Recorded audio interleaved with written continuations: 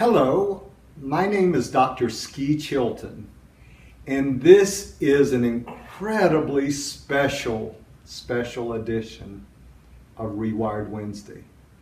I'm here today with my son and co-author of Chapter 7 of our book, The Rewired Brain. Well, Josh has written a significant portion of Chapter 7. Today I'd like to discuss when tragedy strikes.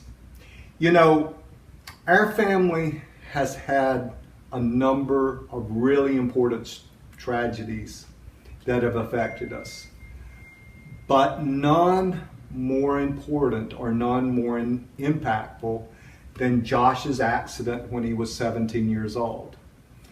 Josh, tell me a little bit about that accident.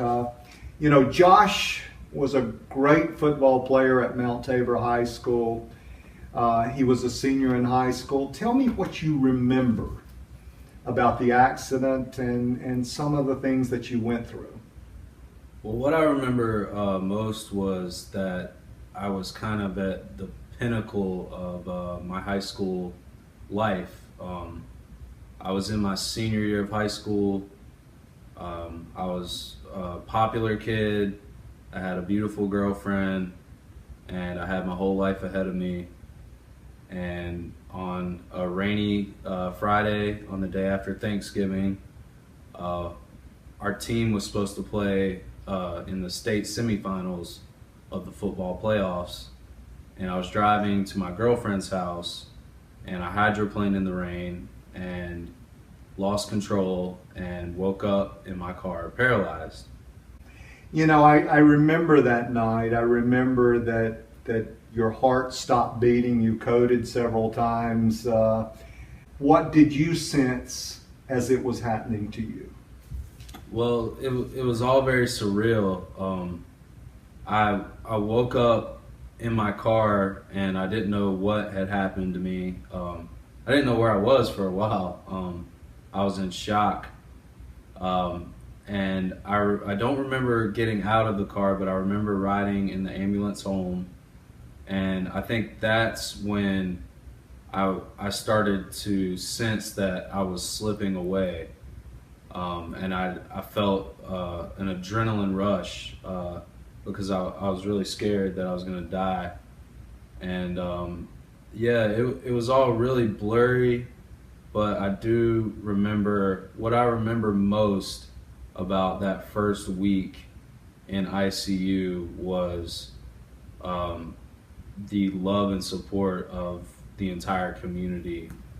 You know, I want to transition now into our chapter and some of the things we talk about in the chapter and the critical things, the critical things that we have to do to transition through these devastating events, to rewire these devastating events, to reframe these devastating events. You know, as these events happen, and we talk about this in our chapter, we grow up thinking our life is going to be a certain way. Or even if tragedy happens later in life, we believe our lives are going to be a certain way. And all of a sudden they change on a dime. And then all of our hopes and dreams and our thoughts, then at that point, we're stuck. We really get stuck. And so the process and what we talk about in this chapter is, how do you get unstuck? And I go through, and we go through 3 steps in this chapter to do that. The first one is coming to peace with what caused your tragedy. Tell me a little bit about how you dealt with that part of your injury. Well, that part has been a big time struggle for me. Like you said, I had this perception growing up of who I was, and I was Josh, the football player. I was Josh who thought he was the tough guy, and Josh who was the popular kid in school.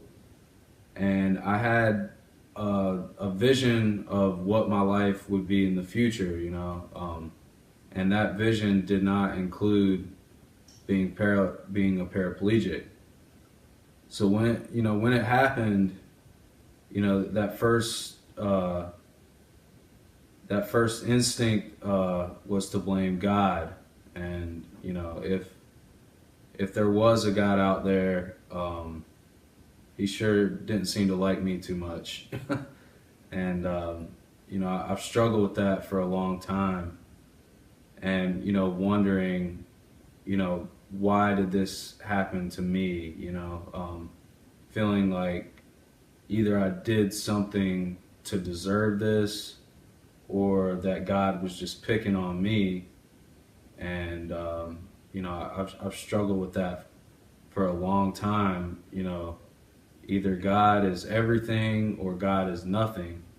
And if God is everything, that meant that part of God's will for me was to go through this experience.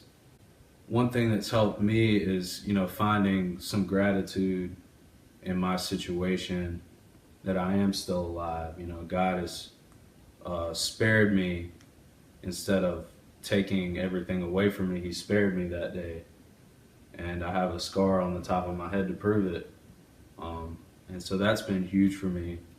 Not having to understand and try to play God and understand why this happened to me, and just being, trying to come to a place where I can, seek God's grace in humility instead of in my pride and my ego and the plans that I thought were best for me. So that's kind of, where I'm at with that process. And I went to a funeral a couple of years ago of a young man who took his life. And people can be so insensitive with this God comment. Well, God obviously needed him worse than the family did, or that this is the will of God, or this is, and we talk about a great deal in this book about how that God allowed freedom, and that came at a very high price. That comes with people walking into churches and shooting people. That comes with a lot of horrible, horrible things. But we really emphasize that he gives us the tools, if we connect with him, to overcome and reframe these disastrous events that he hasn't caused, but his freedom somehow has allowed to happen. And that's really, really been it was a critical lesson in this chapter. I think the second part, or the second principle that we talk about, is getting real. And you smile because I know this is the one, getting real with your tragedy. And it's the denial, it's the anger, it's the 5 stages of grief, it's ultimately the acceptance, and I know that's been quite a journey for you. You want to kind of talk a little bit about that? Yeah, getting real has been the hardest thing for me.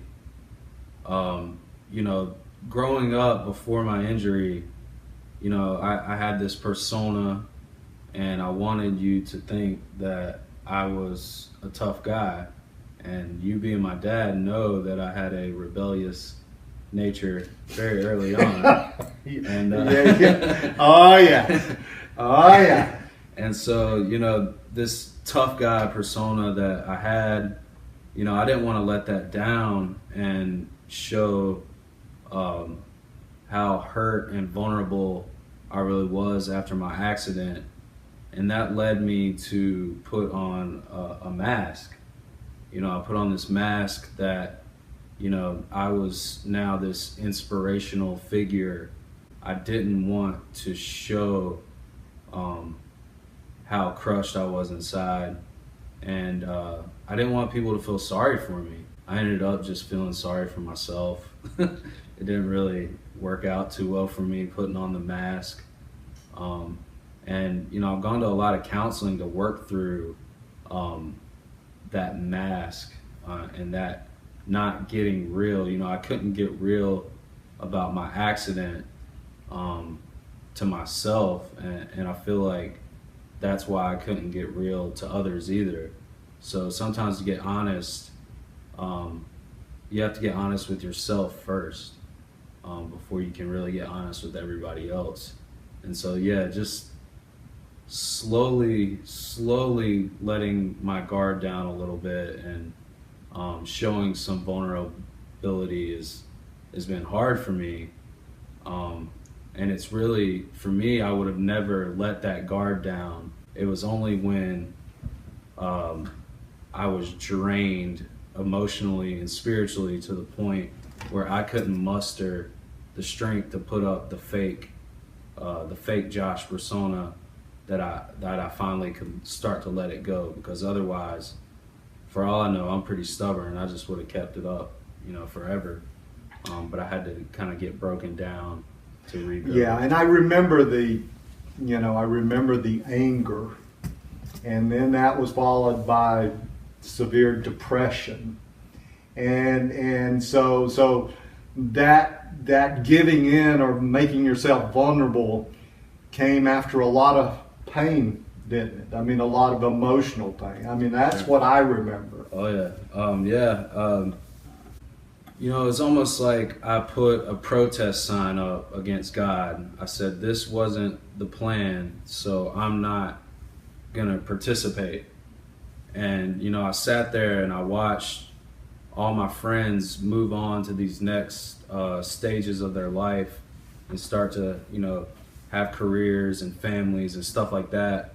And I just watched in envy and jealousy and thought to myself that I could never have that life. And that did make me pretty depressed. And it led to all kinds of destructive behaviors for me.